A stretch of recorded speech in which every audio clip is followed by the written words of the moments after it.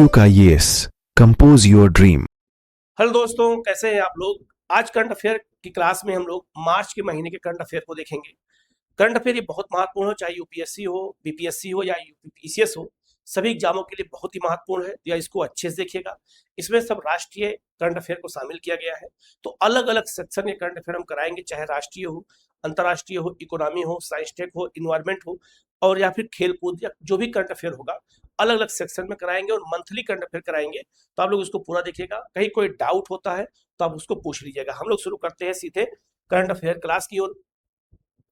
पहला क्वेश्चन आपका है, 19 मार्च 2026 को भारत सरकार ने भारतीय दंत परिषद की जगह किस आयोग के गठन की अधिसूचना जारी कर दिया है? तो राष्ट्रीय दंत आयोग, NDC। याद रखिएगा, जो भारतीय दंत परिषद है इसका नाम बदल करके क्या रख दिया गया है? तो राष्ट्रीय दंत आयोग रख दिया गया है। इंपॉर्टेंट है, याद रखिएगा, ये क्वेश्चन पूछा जा सकता है, क्योंकि इस तरह के जब कोई संगठन के नाम बदलते हैं या कोई संगठन के जो है या क्या कहते हैं पुनर्गठन होता है, तो वहां से क्वेश्चन हमेशा पूछे जाते हैं। तो इसका नाम क्या हो गया है? राष्ट्रीय दंत आयोग हो गया है, NDC हो गया। तो इंपॉर्टेंट है, इसको याद रखिएगा, ठीक है। आगे बढ़ते हैं, अगला क्वेश्चन है आपका, सिपाही जाला पंचायत, जिसे हाल ही में भारत की सर्वश्रेष्ठ जिला पंचायत का पुरस्कार मिला है, यह किस राज्य में स्थित है? ये त्रिपुरा में स्थित है। याद रखिएगा, इस बार जो है पंचायत जो है कहा जाए तो पंचायत के स्तर पर देखा गया कि जो सिपाही जाला नामक जो जिला पंचायत है, आपको पता होगा कि पंचायत के 3 स्तर होते हैं, एक आपका जिला पंचायत, एक आपका ब्लॉक पंचायत और एक आपका ग्राम पंचायत। तो जिला पंचायत के स्तर पर देखा गया कि भारत की सर्वश्रेष्ठ जिला पंचायत किसे बनाया गया है? याद रखिएगा, इसका नाम है सिपाही जाला। और ये कहां पर है? याद रखना, ये आपका जो है त्रिपुरा में है। इंपॉर्टेंट है, याद रखिएगा, क्वेश्चन पूछा जाता है। और चूंकि भारत की सर्वश्रेष्ठ है तो इंपॉर्टेंट और ज्यादा हो जाता है, तो इसको अच्छे से याद रखिएगा, ठीक है। नेक्स्ट क्वेश्चन बहुत ही महत्वपूर्ण है, याद रखिएगा। अप्रैल 2026 में भारत सरकार जो है कहा जाए तो भारत में 2028 में प्रस्तावित किस समिति की मेजबानी से नाम वापस ले लिया है? COP33। COP33 का फुल फॉर्म है, COP का फुल फॉर्म है कॉन्फ्रेंस ऑफ पार्टीज। इसकी बैठक का जो आयोजन होता है, याद रखिएगा, वो किसके द्वारा किया जाता है? तो उसका आयोजन होता है UNFCCC द्वारा। इसकी स्थापना 1992 के पृथ्वी सम्मेलन में की गई थी, याद रखिएगा। तो COP33 का जो क्लाइमेट आपका जो समिट थी वो भारत में होने वाला था, लेकिन भारत ने नाम वापस ले लिया। लेकिन अभी नए देश के नाम की घोषणा नहीं हुई है अभी तक। जगह देखा जाए तो 30 COP जो है 30 जो है बैठक हो चुकी है। 31 जो बैठक होगी, याद रखिएगा, 2026 में होगी। COP31 जो बैठक 2026 में होगी वो होगा तुर्की में, याद रखिएगा, तुर्की में आयोजित किया जाएगा। और COP, याद रखिएगा, COP32 जो बैठक है 2027 में कहाँ होगा? तो याद रखना, ये जो है इथोपिया में होगा, आदिस अबाबा में। और जो COP33 था वो भारत में प्रस्तावित था 28 में, लेकिन भारत ने नाम वापस ले लिया। तो नए देश की घोषणा अभी नहीं हुई है, जब हो जाएगी तो क्वेश्चन आपसे पूछा जाएगा। इसके अलावा इसके पहले के 26, COP27, COP28, COP29, COP30 कहाँ हुए हैं, एक लिस्ट में लगा दे रहा हूं। इनको देख करके याद कर लीजिएगा। हो सकता है कभी कभी पिछला भी पूछ देते हैं और कभी कभी आगे का पूछ देते हैं। तो अगर आगे का पूछे तो 31 तुर्की में होगा, 32 आदिस अबाबा इथोपिया में होगा, 33 अभी घोषित नहीं किया गया है। अब चूंकि भारत ने नाम वापस ले लिया है तो क्वेश्चन आपसे पूछा जाएगा, तो इंपॉर्टेंट है, इसको याद रखिएगा। ऐसे क्वेश्चन ज्यादा एग्जाम में पूछे जाते हैं, ठीक है। 16 मार्च 2026 को भारतीय नौसेना ने हिंद महासागर में किस स्थान पर समुद्री सहयोग को मजबूत करने के उद्देश्य से इंडियन ओशन शिप सागर पहल के दूसरे संस्करण का आयोजन किया है? कोच्चि में किया है। याद रखना, इसका आयोजन कहाँ किया गया? कोच्चि में किया गया है। हिंद महासागर में इंडियन ओशन जो आपका शिप सागर एक पहल शुरू की गई है भारत की सुरक्षा को ध्यान में रखते हुए। ध्यान रखना, ये कहाँ, इसका जो दूसरा संस्करण है वो कहाँ शुरू किया गया है? तो कोच्चि केरल में शुरू किया गया है। इंपॉर्टेंट है, याद रखिएगा, ऐसे क्वेश्चन एग्जाम में ज्यादा पूछे जाते हैं, ठीक है। आगे बढ़ते हैं, 22 मार्च 2026 को नई दिल्ली में भारत विद्युत शिखर सम्मेलन 2026 का समापन हुआ। इसका अगला शिखर सम्मेलन 2028 में कहाँ प्रस्तावित है? गांधीनगर, गुजरात में। यहाँ 2-3 क्वेश्चन बनेगा। एक तो क्वेश्चन ये बनेगा कि 2026 में भारत विद्युत शिखर सम्मेलन का आयोजन कहाँ किया गया, तो नई दिल्ली में किया गया, साफ साफ बता दिया गया। तो एक ही में आपको 2 क्वेश्चन मिल गया। और अगला जो 28 में होगा और गांधीनगर गुजरात में होगा। अब ये क्वेश्चन आने वाले 3-4 सालों के लिए इंपॉर्टेंट रहेगा, तो याद रखिएगा, इंपॉर्टेंट है, ठीक है। आगे बढ़ते हैं। भारत का पहला स्वदेशी प्रोटोटाइप फास्ट ब्रीडर रिएक्टर कहाँ स्थित है, जिसने अप्रैल 2026 में ऐतिहासिक जो आपका क्रिटिकलिटी प्राप्त करने वाला रूस के बाद दुनिया का दूसरा परमाणु रिएक्टर बन गया है। तो कल्पक्कम तमिलनाडु, कल्पक्कम और कुलम ये 2 तमिलनाडु में परमाणु रिएक्टर हैं, और कल्पक्कम और कुलम दोनों रूस के सहयोग से ही बनाए गए हैं। तो वहां पर याद रखिएगा प्रोटोटाइप फास्ट ब्रीडर रिएक्टर का जो है लगाया गया है, जो भारत का पहला स्वदेशी है। तो क्वेश्चन आपसे ये पूछा जाएगा, कल्पक्कम किसके सहयोग से लगाया, रूस का और तमिलनाडु में। तो यहाँ पर जो परमाणु से विद्युत उत्पादन किया जाता है उसकी क्षमता तेजी से बढ़ा दी गई है। तो रूस के बाद ऐसा करने वाला भारत दूसरा देश बन गया है। इसके अलावा भारत में अगर पूछा जाए कि कहाँ कहाँ पर परमाणु रिएक्टर लगाए जा रहे हैं, तो ये लिस्ट मैं इंडिया का मैप के माध्यम से बता दे रहा हूँ कि इंडिया में कहाँ कहाँ परमाणु रिएक्टर लगाए जा रहे हैं, कहाँ कहाँ लगे हुए हैं, यह दे दिया गया है, किस राज्य में है। जैसे कैगा कर्नाटक में है, कल्पक्कम आपका जो है कहा जाए तो तमिलनाडु में है, काकरापारा गुजरात में है, जैतपुरा महाराष्ट्र में है, जो है अगर कहा जाए आपका क्या कहते हैं चुटकी आपका मध्य प्रदेश में है, ऐसे हरिपुरा पश्चिम बंगाल में। तो ऐसे बहुत सारे जो है इनको देख के याद कर लीजिएगा, क्वेश्चन यहाँ से पूछा जाता है, इसी बहाने आपको ये भी याद हो जाएगा और ये भी याद हो जाएगा। और कल्पक्कम रूस के सहयोग से लगाया गया है। तो कल्पक्कम और कुडम दोनों कहाँ पर है, तो याद रखना दोनों आपका जो है तमिलनाडु में है, इंपॉर्टेंट है, याद रखना जरूरी है, ठीक है। और यह भारत का पहला स्वदेशी है जो प्रोटोटाइप फास्ट ब्रीडर रिएक्टर को स्थापित किया गया है, तो इंपॉर्टेंट है, याद रखिएगा, ठीक। नेक्स्ट क्वेश्चन आपका है, गाय अर्थव्यवस्था पर आधारित, हमारे देश की जो अर्थव्यवस्था है कृषि प्रधान है, तो उसमें अगर कहा जाए कृषि में दुग्ध उत्पादन अगर शामिल किया डेयरी को, तो गाय भी एक अर्थव्यवस्था का महत्वपूर्ण हिस्सा है डेयरी उत्पादन को लेकर के। और दूध के उत्पादन में भारत दुनिया में नंबर 1 पर है। तो उसी पर आधारित प्राकृतिक खेती, प्राकृतिक जो खादों का निर्माण हो सके, जैविक खाद का निर्माण हो सके, तो गाय आधारित अर्थव्यवस्था की बात करते हैं। तो गाय अर्थव्यवस्था पर आधारित भारत का सबसे बड़ा वैश्विक शिखर सम्मेलन आयोजन 22-23 मार्च और 26 को कहाँ किया गया है, तो पुणे महाराष्ट्र में किया गया। याद रखिएगा, बहुत महत्वपूर्ण है। गाय आधारित अर्थव्यवस्था का मतलब ये है कि अर्थव्यवस्था में गाय से बने उत्पाद का क्या योगदान हो सकता है और खेती में क्या योगदान हो सकता है, तो जैविक खेती को बढ़ावा दिया जा सकता है। तो इंपॉर्टेंट है, इसको याद रखिएगा, क्वेश्चन यहां से आता है, ठीक है। आगे बढ़ते हैं। अगला क्वेश्चन आपका है, हाल ही में माइक्रोसॉफ्ट ने भारत में कहा अपना पहला एआई स्किल सेंटर शुरू किया है, चंडीगढ़ यूनिवर्सिटी में शुरू किया है। ये भी बहुत महत्वपूर्ण है। किसने शुरू किया है, माइक्रोसॉफ्ट ने शुरू किया है। और याद रखना क्या शुरू किया, तो भारत में पहला अपना सेंटर खोला है, एआई स्किल सेंटर की जो शुरुआत किया है। वहां पे माइक्रोसॉफ्ट जो है चंडीगढ़ यूनिवर्सिटी में स्किल सिखाएगा, जो है माइक्रोसॉफ्ट से जुड़े हुए जो है टेक्निक को लेकर के, सॉफ्टवेयर को लेकर के। तो महत्वपूर्ण है, और चूंकि भारत में पहला है, इंपॉर्टेंट है, पूछा जा सकता है, तो चंडीगढ़ यूनिवर्सिटी में याद रखिएगा, ठीक है। आगे बढ़ते हैं। अगर कहा जाए कि मार्च और 26 से भारत का पहला अगर कहा जाए liquefied petroleum gas LPG automated teller machine कहाँ लॉन्च किया गया है, गुरुग्राम हरियाणा में। जैसे एटीएम से पैसा निकाला जाता है, वैसे ही याद रखिएगा एलपीजी का भी एटीएम लगाया गया है। तो एलपीजी का एटीएम पूछा जाएगा कहाँ लगाया गया है, तो गुरुग्राम लगाया गया, गुरुग्राम हरियाणा में लगाया गया है, ये भी याद रखिएगा। और चूंकि भारत का पहला है तो ज्यादा इंपॉर्टेंट है, याद रखिएगा, इसको अच्छे से याद रखिएगा, ठीक है। आगे बढ़ते हैं। मार्च 2026 में नवगठित राष्ट्रीय दंत चिकित्सालय आयोग का पहला अध्यक्ष किसे बनाया गया है, डॉक्टर संजय तिवारी को। पहला क्वेश्चन यही था कि राष्ट्रीय दंत चिकित्सालय एक नया जो है आयोग बनाया गया है, जिसका नाम भारत दंत परिषद था, उसका नाम बदल करके राष्ट्रीय दंत चिकित्सा आयोग कर दिया गया है। तो उसका पहला अध्यक्ष किसको बना दिया गया, ये भी क्वेश्चन पूछा जाता है। तो डॉक्टर संजय तिवारी को बनाया गया है, बहुत महत्वपूर्ण है, इनका नाम भी याद रखिएगा, आ सकता है क्वेश्चन, क्योंकि ऐसे क्वेश्चन यूनिक क्वेश्चन आते भी हैं, ठीक है। नेक्स्ट क्वेश्चन आपका है, हाल ही में inter operable criminal justice system लागू करने वाले में कौन सा राज्य शीर्ष पर रहा है, तो उत्तराखंड रहा है।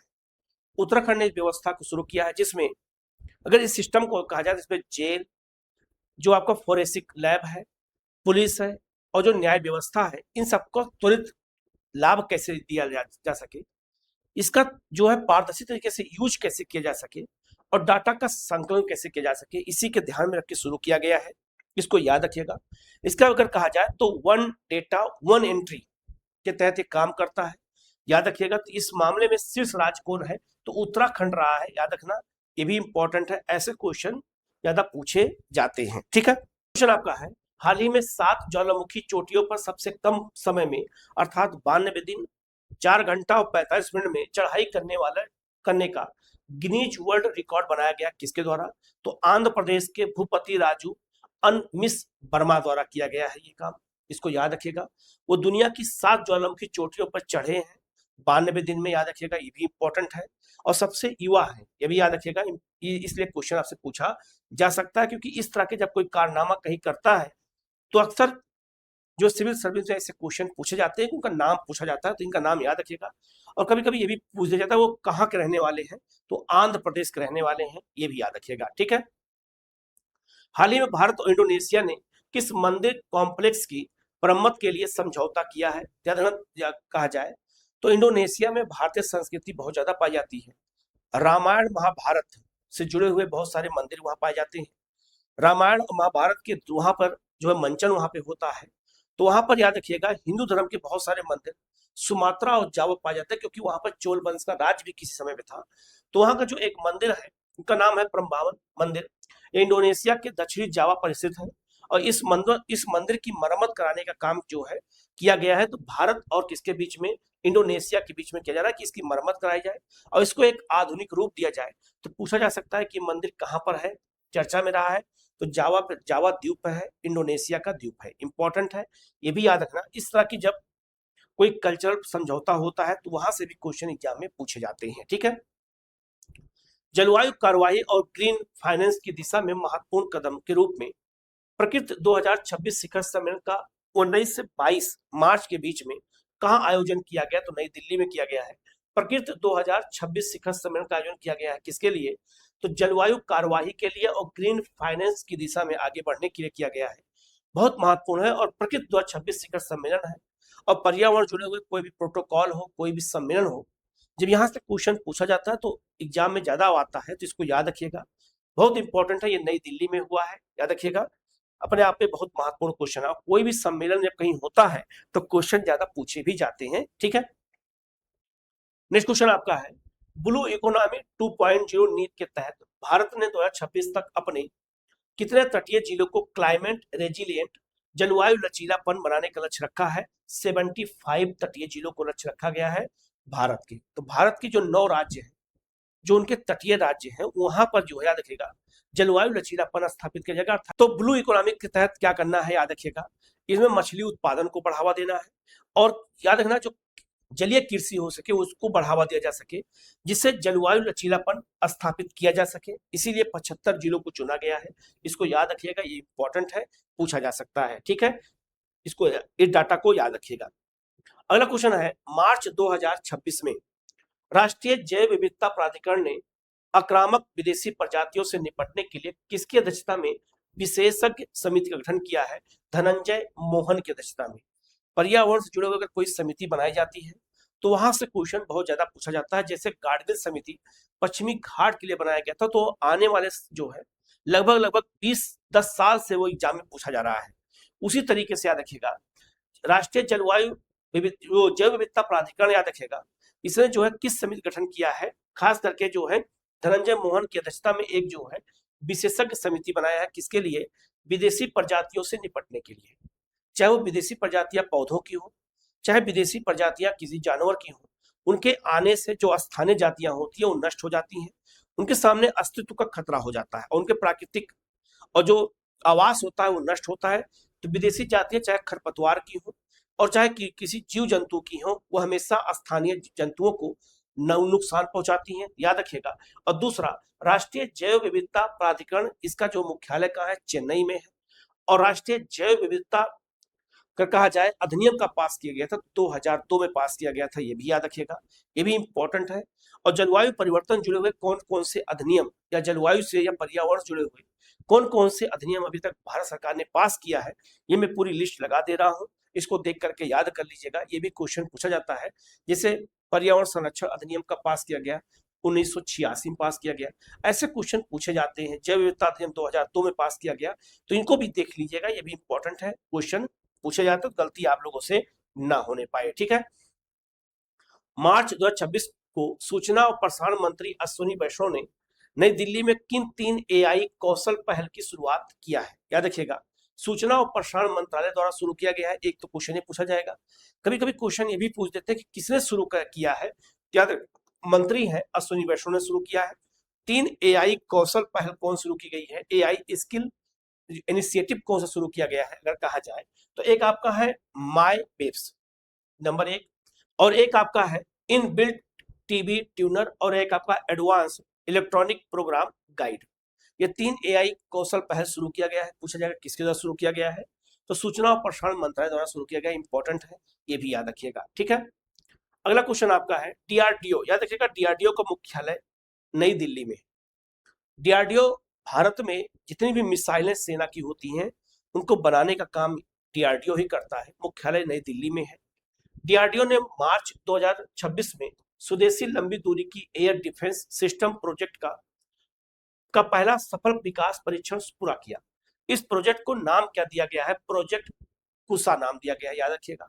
इसमें क्या है, स्वदेशी लंबी दूरी की जो एयर डिफेंस सिस्टम प्रोजेक्ट है, तो याद रखिएगा एयर डिफेंस सिस्टम ये होता है कि अगर हवा में कोई मिसाइल आती है तो हवा में उसको नष्ट कर दिया जाए, उसको गिरने न दिया जाए, उसको जो है हवा में ही नष्ट कर दिया जाए।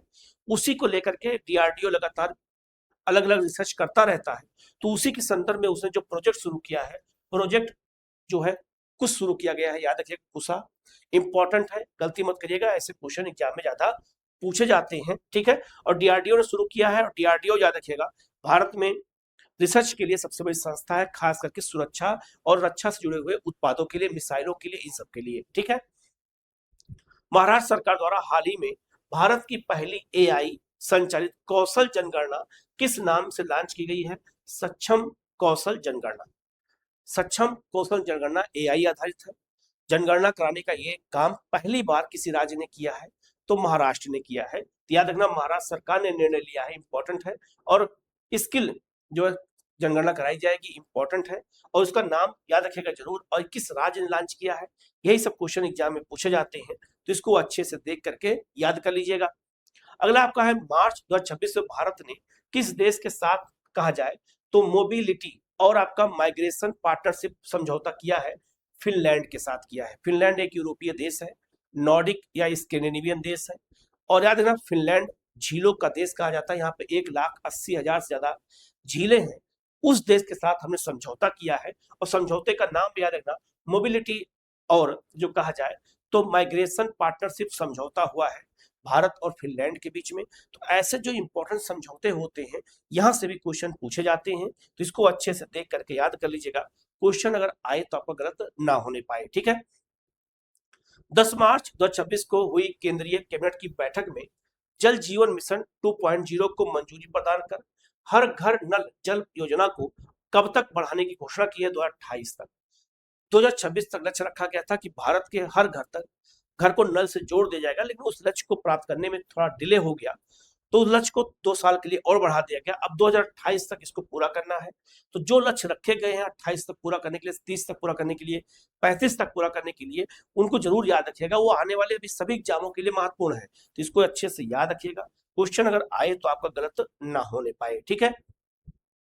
मार्च 2026 के पहले सप्ताह में नई दिल्ली में आयोजित भू राजनीति और भू अर्थव्यवस्था पर भारत का प्रमुख सम्मेलन रायसीना डायलॉग 2026 के 11वें संस्करण का मुख्य विषय क्या था, तो मुख्य याद रखना जो रायसीना डायलॉग होता है ये भारत के राष्ट्रपति भवन में होता है नई दिल्ली में। याद रखना ये डायलॉग हमेशा जो है परंपरागत मुद्दों को हटा करके जो करंट अफेयर के मुद्दे होते हैं उस पर हर साल किया जाता है। इस बार 11वां संस्करण है, तो एक क्वेश्चन आपसे पूछा जाएगा, और इसका मुख्य विषय क्या है।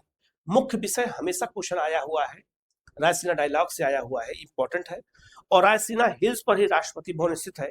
जो अरावली पहाड़ी का एक हिस्सा है, इसलिए उस संवाद का नाम ही रखा गया है रायसीना हिल्स। याद रखना, रायसीना डायलॉग रखा गया है नाम।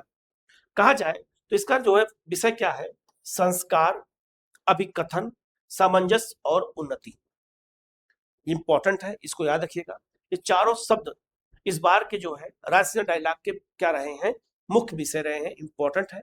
और इस बार के संवाद के मुख्य अतिथि कौन रहे हैं, तो फिनलैंड के ही राष्ट्रपति रहे हैं डॉक्टर, कहा जाए तो अलेक्जेंडर स्टम्प। इनको याद रखिएगा। तो मुख्य अतिथि फिनलैंड के ही रहे हैं। और याद रखिएगा ये 11वें संस्करण में आए थे मुख्य अतिथि के रूप में। और इसका विषय क्या है ये भी याद रखना, क्वेश्चन बहुत महत्वपूर्ण है और हर बार यहाँ से क्वेश्चन आता है, तो इसको हमें इग्नोर नहीं करना, इसको हमें अच्छे से याद रखना है, ठीक है। आगे बढ़ते हैं। मार्च 2026 में किस भारतीय महिला को लड़कियों की शिक्षा में उनके परिवर्तनकारी और जमीनी स्तर के काम के लिए टाइम्स मैगजीन की प्रतिष्ठित वुमेन ऑफ द ईयर 2026 सूची में नामित किया गया है? सफीना हुसैन को नामित किया गया है। बहुत महत्वपूर्ण, याद रखिएगा। ये जो है आपका जो है कहा जाए एजुकेट गर्ल की ये संस्थापक है, इंपॉर्टेंट है। और इनको क्या दिया गया है, वुमेन ऑफ द ईयर घोषित किया गया है, याद रखिएगा। ये बहुत महत्वपूर्ण, और टाइम पत्रिका घोषित करती है जो अमेरिका की पत्रिका है। तो क्वेश्चन हमेशा पूछा जाता है, मोस्ट इंपॉर्टेंट क्वेश्चन है, इसको अच्छे से याद रखना। इनका नाम याद रखिएगा, ये किसकी संस्थापक है, वाक्य बना के ऐसे क्वेश्चन पूछे जाते हैं, तो गलती नहीं करनी है, ठीक है। मार्च 2026 में जारी ग्लोबल फायर पावर इंडेक्स 2026 में सैन्य ताकत की दृष्टि से भारत को कौन सी रैंकिंग प्रदान की गई है?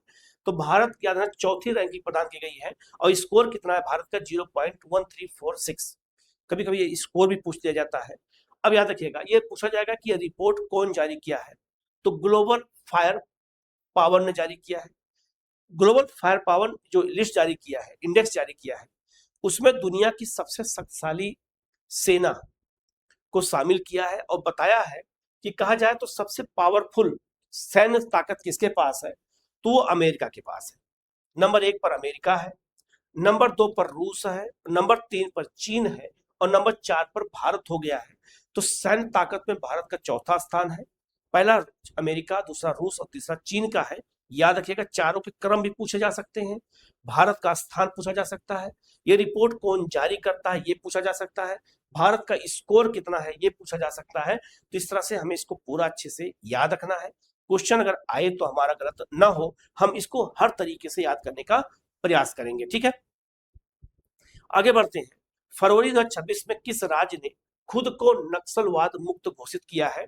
ये बिहार ने किया है। भारत सरकार ने भी 2026 में नक्सलवाद को पूरे देश में समाप्त करने का लक्ष्य रखा था। उसी संदर्भ में बिहार सरकार ने, याद रखिएगा, फरवरी में ही घोषित कर दिया कि बिहार अब नक्सल प्रभावित नहीं रहा। इसके पहले तेलंगाना ने भी कर दिया है। तो दो राज्य अगर कहा जाए तो तेलंगाना और बिहार, ये दोनों अपने आप को नक्सलवाद मुक्त घोषित कर चुके हैं, खुद घोषित कर चुके हैं। बिहार अपने आप को किया है और तेलंगाना ने अपने आप को किया है। इंपॉर्टेंट है, याद रखिएगा। कब घोषित किया गया है ये भी याद रखिएगा, फरवरी 2026 में। इंपॉर्टेंट है, गलती मत करिएगा, ठीक है। 25 फरवरी 2026 को हरियाणा के किन दो गंतव्यों के बीच देश की पहली हाइड्रोजन ट्रेन का सफल ट्रायल किया गया है? मोस्ट इंपॉर्टेंट क्वेश्चन, याद रखिएगा। हरियाणा के जिंद से लेकर के सोनीपत रेल लाइन के बीच में भारत की पहली हाइड्रोजन ट्रेन को चालू किया गया है। इस तरह की ट्रेनें जब कभी भी चालू की जाती हैं तो किस और किस शहरों के बीच शुरू की जाती है, क्वेश्चन हमेशा पूछा जाता है। आप प्रीवियस पेपर देखेंगे तो आया हुआ है, इस तरह के क्वेश्चन हमें हमेशा आते हैं। तो हाइड्रोजन ट्रेन चूंकि पहली है और कहाँ शुरू की गई, तो हरियाणा की याद रखिएगा, स्टेट भी याद रखिएगा, और जिंद और सोनीपत की शुरू किया गया है, ये भी याद रखिएगा, इंपॉर्टेंट है, ठीक है। और चूंकि भारत की पहली हाइड्रोजन ट्रेन है तो ज्यादा इंपॉर्टेंट है, ठीक है। अगला क्वेश्चन आपका, हाल ही में झारखंड स्थित किस टाइगर रिजर्व ने ग्रामीण महिलाओं को वन और वन्य जीव संरक्षण में सशक्त बनाने के उद्देश्य से वन जीबी दीदी पहल की शुरुआत किया है? तो Palamu tiger reserve. Palamu tiger reserve Jharkhand का एकमात्र टाइगर रिजर्व है, याद रखिएगा। लेकिन यहाँ पर हाथियों के लिए भी बहुत फेमस है। यहीं पर याद रखिएगा, महिलाओं को, जो जनजातीय महिलाएं हैं या जो अदर महिलाएं हैं, उनको वनों पर अधिकार और वन्य जीव संरक्षण के लिए उनको जो है शामिल किया गया है और वन जीवी दीदी पहल की शुरुआत किया गया है, याद रखिएगा, इंपॉर्टेंट है। झारखंड स्थित, लेकिन झारखंड सरकार ने नहीं किया है। इसको कहा जाए तो झारखंड सरकार इसमें सहयोगी के रूप में है, भारत सरकार के पर्यावरण मंत्रालय ने शुरू किया है, याद रखिएगा। पलामू टाइगर रिजर्व इंपॉर्टेंट है, और टाइगर रिजर्व झारखंड में पलामू जो है एकमात्र है। ठीक है, अगला आपका है 20 फरवरी 2026 को केंद्रीय गृह और सहकारिता मंत्री अमित शाह, तो अमित शाह याद रखिएगा सहकारिता मंत्री भी हैं, और सहकारिता मंत्री पहले सहकारिता मंत्री याद रखिएगा, और गृह मंत्री भी भारत सरकार के हैं, ने सीमावर्ती इलाकों में सर्वांगीण विकास को बढ़ावा देने के लिए कहां पर वाइब्रेंट विलेज प्रोग्राम 2 लॉन्च किया है, तो असम के कछार जिले के नाथनपुर गांव में शुरू किया है। जो भारत के सीमावर्ती इलाके हैं वहां पर डेवलपमेंट किया जाए, जिससे वो अछूते न रह जाए और विकास के भागीदार में उनका भी योगदान बना रहे। और दूसरा, सुरक्षा की दृष्टि से महत्वपूर्ण है उन गांवों तक, क्योंकि उन गांवों में उग्रवादी, नक्सलवादी या फिर जो कहा जाए तो आतंकवादी छुपने का डर रहता है, चाहे वो बांग्लादेश का बॉर्डर हो चाहे पाकिस्तान का बॉर्डर हो। इसी संदर्भ में भारत सरकार ने वाइब्रेंट विलेज जो प्रोग्राम शुरू किया है, जो सीमावर्ती गांव है उनका विकास किया जाए, उनको मुख्य सड़क से जोड़ा जाए। तो उसकी दूसरे पहल जो शुरू की गई है, इस प्रोग्राम का जो दूसरा पहल शुरू किया गया है वो याद रखना असम के कछार जिले के नाथनपुर गांव शुरू किया गया। याद रखना, जब पहला शुरू किया गया था, दूसरा शुरू किया गया है, ये क्वेश्चन हमेशा पूछा जाएगा, याद रखिएगा, बहुत महत्वपूर्ण है। ये क्वेश्चन जब भी पूछा गया है और ये योजना जब शुरू की गई थी, तो ये हमेशा क्वेश्चन आता रहा है और आगे भी आएगा, तो इसको अच्छे से याद रखिएगा। ठीक है, 15 से 17 फरवरी 2026 को किस राज्य सरकार ने अपनी स्थापना के 75वें वर्ष को ध्यान में रखते हुए विजन 2031 विकास और लोकतंत्र पर अंतर्राष्ट्रीय सम्मेलन का आयोजन किया है? केरल ने किया, याद रखिएगा। वो अपने स्थापना के 75वें वर्ष में एक विजन रखा है केरल के विकास के लिए, केरल विकसित करने के लिए। उस विजन का नाम क्या है? विजन 2031 विकास और लोकतंत्र पर अंतर्राष्ट्रीय सम्मेलन, याद रखिएगा। एक केरल ने शुरू किया है, बहुत इंपॉर्टेंट है, याद रखना, क्वेश्चन पूछा जा सकता है। ठीक है, अगला क्वेश्चन आपका है स्वच्छ ऊर्जा और हरित हाइड्रोजन अनुसंधान को बढ़ावा देने के लिए 10 फरवरी 2026 को भारत ने किस देश के साथ मिलकर के हाइड्रोजन फेलोशिप कार्यक्रम को शुरू किया है? नीदरलैंड। ये बहुत महत्वपूर्ण, याद रखिएगा।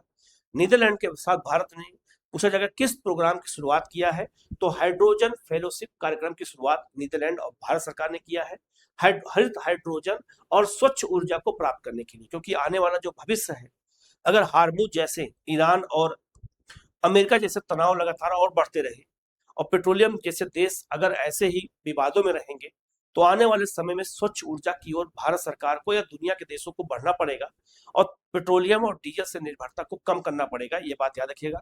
इसी को ध्यान में रखते हुए ऐसे ऐसे जो है कार्यक्रम के शुरू किए जा रहे हैं। तो हाइड्रोजन फेलोशिप प्रोग्राम नीदरलैंड के साथ शुरू किया भारत सरकार ने, क्वेश्चन पूछा जा सकता है, बहुत महत्वपूर्ण है, याद रखिएगा। ठीक है, फरवरी 2026 में अगर कहा जाए तो रिम्यूलेटेड लूनर हैबिटेट मिशन पूरा कर देश के सबसे युवा 17 वर्ष के पुरुष एनालॉग अंतरिक्ष यात्री बनने का कीर्तिमान कौन बना है? तो आदित्य पांड्या बने हैं। याद रखिएगा। ये गुजरात में के धौलावीरा में ये मिशन आयोजित किया गया था। याद रखना, ये बहुत महत्वपूर्ण है। और याद रखना, ये एनालॉग अंतरिक्ष यात्री हैं, इंपॉर्टेंट है, याद रखना। 17 साल के आदित्य पांड्या है, इंपॉर्टेंट है, याद रखिएगा। और याद रखना, मिशन का भी नाम याद रखिएगा कि किस मिशन के तहत इन्होंने ये पूरा किया था। तो क्वेश्चन कहीं से भी पूछा जा सकता है, नोट कर लीजिएगा। ठीक है, आगे बढ़ते हैं। 16 से 20 फरवरी 2026 के बीच ग्लोबल साउथ का पहला वैश्विक एआई शिखर सम्मेलन इंडिया एआई इम्पैक्ट समिट 2026 का आयोजन कहाँ किया गया? नई दिल्ली में स्थित भारत मंडपम में। ये 100% क्वेश्चन आएगा, ये बात याद रखिएगा। आने वाले एग्जाम में 100% क्वेश्चन आना है, क्योंकि याद रखिएगा 2-3 बातें हैं। पहला बात है कि ग्लोबल साउथ किसे कहते हैं? तो ग्लोबल साउथ कहा जाता है, याद रखिएगा, जो विषुवत रेखा के दक्षिण के जो देश है उन्हें हम ग्लोबल साउथ कहते हैं। उसमें दक्षिण अमेरिका, दक्षिण एशिया और आपका अफ्रीका के देश शामिल है, ये बात याद रखिएगा। और ग्लोबल साउथ का पहला वैश्विक एआई शिखर सम्मेलन है, तो और महत्वपूर्ण हो जाता है ये। और ग्लोबल साउथ को लेकर के बहुत चर्चा रही है और अमेरिका ने हमेशा ग्लोबल साउथ को धमकाया है कि ग्लोबल साउथ अगर एक हो जाएंगे तो उनका प्रभुत्व खत्म हो जाएगा, याद रखिएगा। इसी को लेकर के इंडिया एआई जो है इम्पैक्ट समिट का आयोजन किया गया नई दिल्ली में। मोस्ट इंपॉर्टेंट है, क्वेश्चन याद रखिएगा। 100% क्वेश्चन आना तय है, बहुत इंपॉर्टेंट है। ठीक है, और पूरे साल चर्चा में ये बना रहा है। अगला आपका है बढ़ते मानव वन्यजीव संघर्ष की समस्या से निपटने और ग्रामीण समुदायों और वन्य जीवों दोनों की सुरक्षा सुनिश्चित करने के लिए हाल ही में किस राज्य सरकार ने प्रोजेक्ट हनुमान पहल की शुरुआत किया है? आंध्र प्रदेश। आंध्र प्रदेश ने प्रोजेक्ट हनुमान शुरू किया है वन्य जीव और मानव के बीच जो संघर्ष होता है उसको दूर करने के लिए। जैसे कि एग्जांपल देता हूं, वन्य जीव में जो हाथियां होती हैं वो अक्सर गांव में या खेतों में गन्ने की खेती या जो है अन्य फसलों को नष्ट करने के लिए आती हैं, और वहीं मानव और वन्य जीवों में संघर्ष होता रहता है। तो मानव वन्य जीवों को नुकसान पहुंचाता है और वन्य जीव मानव की फसलों को या उनको नुकसान पहुंचाते हैं। तो दोनों के बीच में जो संघर्ष है, इस वजह से दोनों को नुकसान हो रहा है और वन्य जीवों को बचाना बहुत जरूरी है। इसीलिए प्रोजेक्ट हनुमान शुरू किया गया है। अगर आपसे केवल क्वेश्चन पूछ दिया जाए कि प्रोजेक्ट हनुमान किसने शुरू किया, तो राज्य याद रखिएगा। प्रोजेक्ट हनुमान शुरू किया गया, किससे शुरू किया गया है, तो याद रखना बढ़ते मानव वन्यजीव संघर्ष। मानव वन्यजीव संघर्ष की बहुत बड़ी समस्या हमारे देश में है और मानव खासकर किसान जो है फसलों को जब नुकसान होता देखता है तभी वन्यजीवों पर हमला करता है। जैसे उत्तर प्रदेश में, बिहार में नीलगाय एक समस्या है जो लगातार फसलों को नुकसान पहुंचाती है। तो जो किसान मेहनत से खेती करता है वो ऐसी स्थिति में वन्यजीव संरक्षण को ध्यान में न रखते हुए उन वन्यजीवों को हटाने का प्रयास करता है। तो याद रखना ये इंपॉर्टेंट है। तो मानव और वन्यजीव संघर्ष एक बहुत बड़ी समस्या हमारे देश में बनी हुई है। तो आंध्र प्रदेश ने प्रोजेक्ट हनुमान शुरू किया है, याद रखिएगा, क्वेश्चन पूछा जाता है। 17 से 18 फरवरी 2026 को 23वें बायो एशिया 2026 अंतरराष्ट्रीय शिखर सम्मेलन का आयोजन कहाँ किया गया है? तो हैदराबाद में किया गया है। ये बहुत इंपॉर्टेंट है, इसको याद रखिएगा। इंपॉर्टेंट इसलिए है कि बायो एशिया समिट है, इंपॉर्टेंट है, अंतरराष्ट्रीय समिट है, हैदराबाद में किया गया है। और इसका केंद्रीय विषय क्या है ये भी याद रखिएगा। तो बायो एशिया 2026 का आयोजन हैदराबाद में जो किया गया, इसका जो अगर कहा जाए तो इसका केंद्रीय विषय क्या रहा है? जो आपका टेक बायो अनसील्ड, एआई, ऑटोमेशन और जीव विज्ञान में क्रांति। ये याद रखना विषय बहुत महत्वपूर्ण, याद रखिएगा। और ये समिति अभी किसी न किसी एग्जाम में भी आया भी था। बायो एशिया याद रखना बहुत महत्वपूर्ण है और हैदराबाद में हुआ है, भारत में हुआ है तो और ज्यादा महत्वपूर्ण है, याद रखिएगा। ऐसे सम्मेलन क्वेश्चन ज्यादा पूछे जाते हैं। विश्व आर्थिक मंच WEF ने जनवरी 2026 में कहां पर ऊर्जा और साइबर लचीलेपन पर केंद्रित चौथी औद्योगिक क्रांति अगर कहा जाए तो केंद्र स्थापित करने की घोषणा कहां किया है? आंध्र प्रदेश में। तो चौथी औद्योगिक क्रांति स्थापित करने की घोषणा आंध्र प्रदेश में की गई है, ये बात याद रखिएगा। और किसने किया है?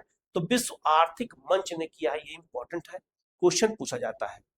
विश्व आर्थिक मंच कौन कौन सी रिपोर्ट जारी करता है, मैं लिस्ट दे दे रहा हूं, इसको देख करके याद कर लीजिएगा। क्वेश्चन यहां से पूछा जाता है तो गलती मत करिएगा, इंपॉर्टेंट है, क्वेश्चन गलत ना होने पाए, ठीक है। आगे बढ़ते हैं। फरवरी 2026 में भारत ने जो है फ्रांस के साथ मिलकर के किस मिसाइल के निर्माण में समझौता किया है? हैमर। याद रखना हैमर मिसाइल बहुत महत्वपूर्ण है, 100% क्वेश्चन ये भी आना तय है। तो हैमर मिसाइल के लिए याद रखिएगा भारत ने फ्रांस के साथ समझौता किया है, बहुत महत्वपूर्ण पॉइंट है, इसको याद रखिएगा, ठीक है। अगला क्वेश्चन आपका है 13 से 14 फरवरी 2026 के बीच में अंतरराष्ट्रीय बाघ सुरक्षा सम्मेलन 2026 का आयोजन कहां किया गया है? बेलूर, कर्नाटक में। मोस्ट इंपॉर्टेंट, 100% क्वेश्चन ये भी आएगा। अब ये क्वेश्चन आया भी था, आने वाले एग्जाम में आएगा, याद रखिएगा। अंतरराष्ट्रीय बाघ सुरक्षा सम्मेलन से क्वेश्चन हमेशा पूछा जाता है, हमेशा जब भी इसका सम्मेलन होगा क्वेश्चन आना तय है। इस बार याद रखिएगा कर्नाटक के बंगलुरु में सम्मेलन हुआ है, मोस्ट इंपॉर्टेंट है, याद रखना। और बंगलुरु को भारत की तेंदुआ राजधानी भी कहा जाता है, ये भी याद रखना। सबसे अधिक तेंदुआ बंगलुरु में ही पाए जाते हैं, ये भी याद रखना, ठीक है। फरवरी 2026 में किस राज्य ने भारत की पहली व्यापक राज्य शहरी नीति को मंजूरी प्रदान कर दिया है? तो केरल ने किया है। शहरी नीति, शहर को आधुनिक बनाना है और पर्यावरण के अनुकूल बनाना है और जो है जलवायु परिवर्तन को ध्यान में रख करके बनाना है, ये काम केरल ने किया है, इंपॉर्टेंट है, याद रखिएगा, ठीक है। अगला क्वेश्चन आपका है डिजिटल जनगणना 2027 के तहत फरवरी 2026 में पूर्णतया डिजिटल डेटा प्रविष्टि प्राप्त करने वाला देश का पहला राज्य किसे घोषित कर दिया गया है? गुजरात को किया गया है, बहुत महत्वपूर्ण है, याद रखिएगा। तो डिजिटल जनगणना जब तक हो जाएगी और उसके बाद आने वाले सभी एग्जाम के लिए बहुत महत्वपूर्ण रहेगा, याद रखिएगा। और इसके लिए प्रगति और विकास नामक 2 सिंबल शुरू किया गया है भारत सरकार के गृह मंत्रालय द्वारा। जनगणना गृह मंत्रालय द्वारा ही आता है, गृह मंत्रालय जनगणना कराता है, ये भी याद रखिएगा, क्वेश्चन पूछा जा सकता है। और जनगणना पर मैं अलग से डिजिटल जनगणना 2027 के जितने भी महत्वपूर्ण पहलू हैं, इसका मैं एक अलग वीडियो बना के आप लोगों को प्रोवाइड करा दूंगा, जिससे आपके क्वेश्चन गलत ना होने पाए, क्योंकि आने वाले आगामी सभी परीक्षाओं के लिए ये टॉपिक बहुत महत्वपूर्ण है। ठीक है, फरवरी 2026 में जारी हेनले पासपोर्ट इंडेक्स 2026 में भारत की रैंक कौन सी है? 75 रैंक है। ये इंडेक्स भी हमेशा क्वेश्चन पूछा जाता है, याद रखिएगा। इसमें क्या कहा जाता है, पासपोर्ट इंडेक्स मामले में हम 75 नंबर पर आते हैं। ठीक है, आगे बढ़ते हैं।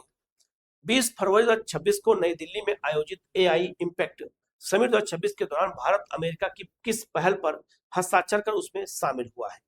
याद रखिएगा, ये पहल है अमेरिका की, इसका नाम क्या है? PACS silica. पैक्स सिलिका याद है ना, अमेरिका की ज्यादा पहल है, इनमें भारत शामिल हुआ है। तो भारत अमेरिका की जो है किस पहल में शामिल हुआ है? तो पैक सिलिका में शामिल हुआ है। इसका मतलब क्या होता है? पैक सिलिका में पैक का अर्थ होता है शांति, और सिलिका का अर्थ होता मतलब होता है सिलिकॉन चिप से है, जिसका प्रयोग सेमीकंडक्टर बनाने में होता है, और सेमीकंडक्टर एआई का एक अहम तत्व है। याद रखिएगा, भारत में सेमीकंडक्टर यूनिट स्थापित करने के लिए भारत के 6 राज्यों को चुना गया है। 6 राज्य कौन कौन से हैं, कि मैं इंडिया का मैप लगा करके बता दे रहा हूं, मैप के माध्यम से बताएंगे, ज्यादा समझ में आएगा। तो याद रखिएगा, भारत में वर्तमान में 6 राज्यों में सेमीकंडक्टर की यूनिट लगाई गई है। उनमें उड़ीसा भी है, आंध्र प्रदेश भी है, पंजाब भी है, इसमें अगर कहा जाए तो आपका गुजरात भी है, असम भी है। ये सब राज्य हैं, इनको याद रखिएगा, क्वेश्चन पूछा जाता है, गलती मत करिएगा, इनको सबको अच्छे से याद कर लीजिएगा। और उत्तर प्रदेश का नोएडा भी है। ठीक है, आगे बढ़ते हैं। हाल ही में सुप्रीम कोर्ट ने किस अनुच्छेद के तहत पीरियड्स हेल्थ को मौलिक अधिकार घोषित कर दिया है? अनुच्छेद 21 के तहत। चूंकि सुप्रीम कोर्ट ने किया, सुप्रीम कोर्ट को संविधान की रक्षा करने का और संविधान की व्याख्या करने का अधिकार दिया गया है, उसके पास अधिकार है, इसीलिए उसने जो आपका पीरियड्स हेल्थ होता है, जो महिलाओं का मासिक धर्म आता है, उसको लेकर के ये जारी किया गया है कि ये महिलाओं का मौलिक अधिकार है कि उनको इसके लिए छुट्टी मिलनी चाहिए। याद रखिएगा, इंपॉर्टेंट है, अनुच्छेद 21 के तहत। ठीक है, आगे बढ़ते हैं। 27 फरवरी 2026 को पहला पूर्वोत्तर चावल महोत्सव विरासत के अनाज का आयोजन कहाँ किया गया है? नागालैंड में किया गया, महत्वपूर्ण है।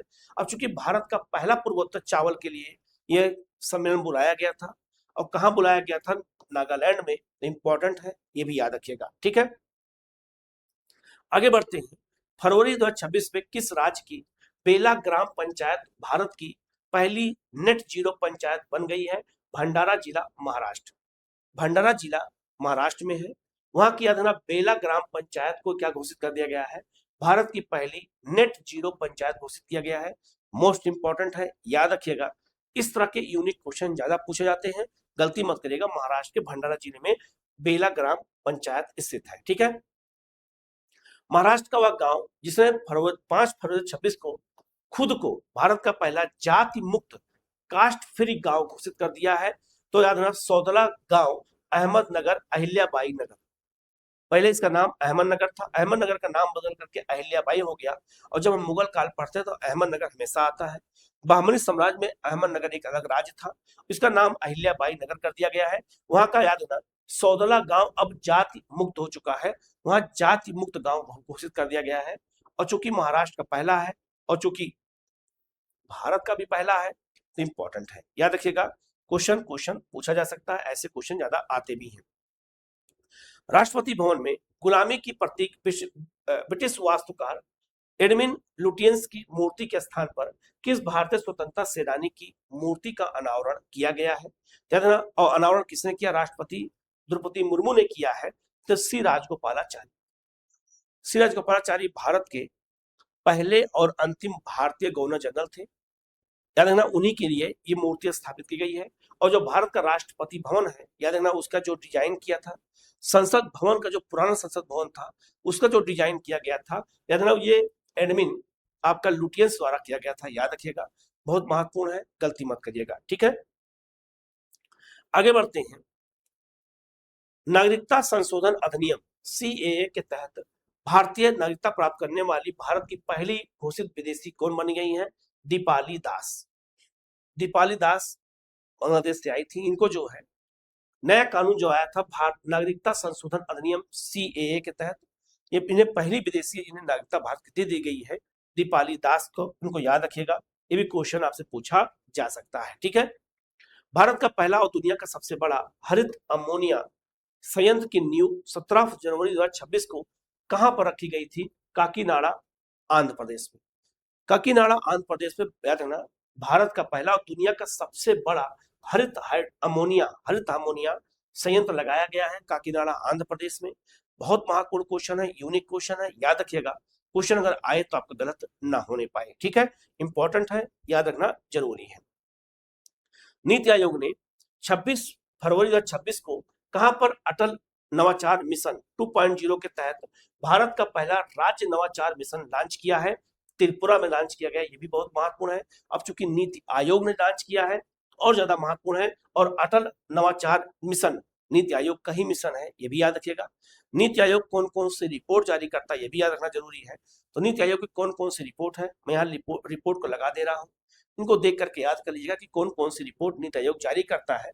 16-17 रिपोर्टें जो नीति आयोग जारी करता है, क्वेश्चन पूछा जा सकता है, गलती मत करिएगा, इसको अच्छे से याद रखिएगा। ठीक है, जनवरी 2026 में भारत के विदेश मंत्री एस जयशंकर ने अपनी यूरोप यात्रा के दौरान भारत की ओर से पहली किस कूटनीति में हिस्सा लिया था? बीमर ट्रायंगल कूटनीति में। बीमर ट्रायंगल कूटनीति याद रखिएगा। अगर कहा जाए तो ये यूरोप का एक महत्वपूर्ण रणनीतिक समूह है, कूटनीतिक समूह है, जिसकी स्थापना 28 अगस्त अगर कहा जाए 1991 में हुई थी। इसके संस्थापक देश कौन है? जर्मनी, फ्रांस और पोलैंड, इन लोगों ने मिलकर के भी आप कहा जाए तो वीमर ट्रायंगल नामक एक कूटनीतिक मंच स्थापित किया है। और इस मंच पर भारत की ओर से पहली बार याद रखना कौन शामिल हुए हैं? याद रखना एस जयशंकर को शामिल किया गया है। बहुत महत्वपूर्ण है, क्वेश्चन पूछा जा सकता है। तो ये 50 क्वेश्चन जो मोस्ट इंपॉर्टेंट थे मैंने आज बताया है, इसको वीडियो को ध्यान से देखिएगा। कहीं कोई क्वेश्चन अगर डाउट लगे तो आप पूछ लीजिएगा। ये वीडियो आपको एग्जाम वेब ऐप पे आपको मिल जाएगा। इसके बाद ये जो इसका PDF है वो भी एग्जाम वेब ऐप पे आपको मिल जाएगा। नहीं मिलता है तो आप मुझे मैसेज करेंगे, मैं प्रोवाइड करा दूंगा। कहीं कोई डाउट हो तो आप पूछेगा, उसका जवाब आपको दिया जाएगा। वीडियो कैसा लगा कमेंट करके जरूर बताइएगा। आज हम लोग यहीं तक करते हैं, आगे मिलेंगे हम लोग नेक्स्ट क्लास में। Okay, thank you.